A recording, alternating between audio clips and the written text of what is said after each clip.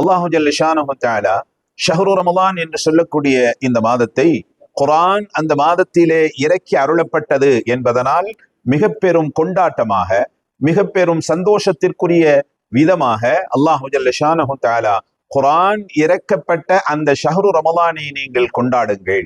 குர்ஆனை கொண்டுதான் ஷஹ்ரு ரமலான் சிறப்பை அடைகிறது என்பதை நாம் கவனத்தில் கொள்ள வேண்டும். அல்லாஹு ஜல்ல ஷானஹு தஆலா வேதம் அருளப்பட்ட நாளை அல்லாஹு ஜல்ல ஷானஹு தஆலா விசேஷத்திற்குரிய நாட்களாக அல்லாஹ் ஆக்கியிருக்கிறார். முன்னிருந்த ஹஜரத் மூஸா அலைஹிஸ்ஸலாம் அவர்கள் தௌராத்தினுடைய வேதத்தை அவர்களுக்கு அருளப்பட்ட பொழுது அல்லாஹு ஜல்ல ஷானஹு தஆலா வேதம் அருளப்பட இருக்கிற அந்த நாளை கொண்டாடுவதற்காக வேண்டி மூஸா அலைஹிஸ்ஸலாம் அவர்களை 30 நாட்கள் நோன்பு வைக்க சொன்னார்.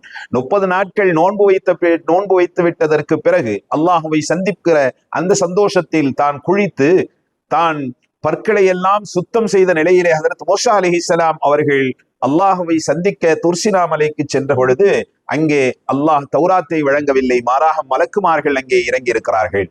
காரணம் கேட்கப்படுகிறது. மலக்குமார்கள் சொல்கிறார்கள், நோன்பு வைத்த நிலையிலே நீங்கள் வர வேண்டும் என்பது அல்லாஹ்வின் உத்தரவு.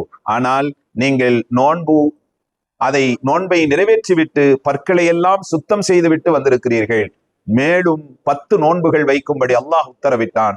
40 நாட்கள் நோன்பு வைத்த நிலையிலே அவர்கள் பற்களை சுத்தம் செய்யாமல் நோன்பு வைத்த அதே வாடையோடு விடுகிறார்கள். அப்பொழுதுதான் அல்லாஹ்வினுடைய மிக பெரும் பொக்கிஷமான தௌராத் என்கிற வேதம் அவர்களுக்கு அருளப்பட்டது.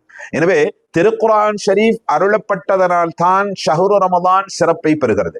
இந்த வேதம் அருளப்பட்ட இந்த நாள் மகத்துவமான பாக்கியமான நாள்.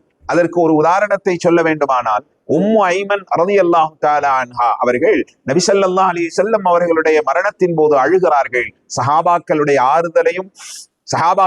ஆறுதலையும் அவர்கள் பொருட்படுத்தாது அழுது கொண்டிருக்கிற பொழுது காரணம் கேட்ட பொழுது உம்மு ஐமன் ரலியல்லாஹு தஆலா அன்ஹா அவர்கள் சொன்னார்கள், நபி ஸல்லல்லாஹு அலைஹி வஸல்லம் அவர்கள் இறந்ததற்காக வேண்டி நான் அழவில்லை, அல்லாஹ்வினுடைய வஹி என்று சொல்லக்கூடிய அந்த பரக்கத் இந்த பூமிக்கு நின்று போய்விட்டதே என்பதை நினைத்து நான் அழுகிறேன் என்று சொன்னார்கள். எனவே வேதம் என்பது அல்லாஹ்வினுடைய மிகப்பெரிய பொக்கிஷம். அந்த வேதம் வழங்கப்பட்ட ஒரு மாதத்தை அல்லாஹ் ஜல்ல ஷானஹு தஆலா நோன்பு வைத்து அவற்றை நீங்கள் கொண்டாடுங்கள். அந்த வேதம் அருளப்பட்ட அந்த நாட்களை விசேஷமாக நீங்கள் அமல் செய்யுங்கள். அந்த விசேஷம் என்ன?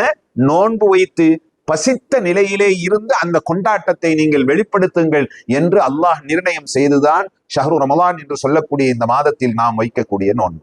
எனவே வேதம் அருளப்பட்ட ஷஹ்ரு ரமலானை நாம் கொண்டாடுவோம், நோன்பை நோற்போம், அல்லாஹ்வின் நெருக்கத்தை பெறுவோம்.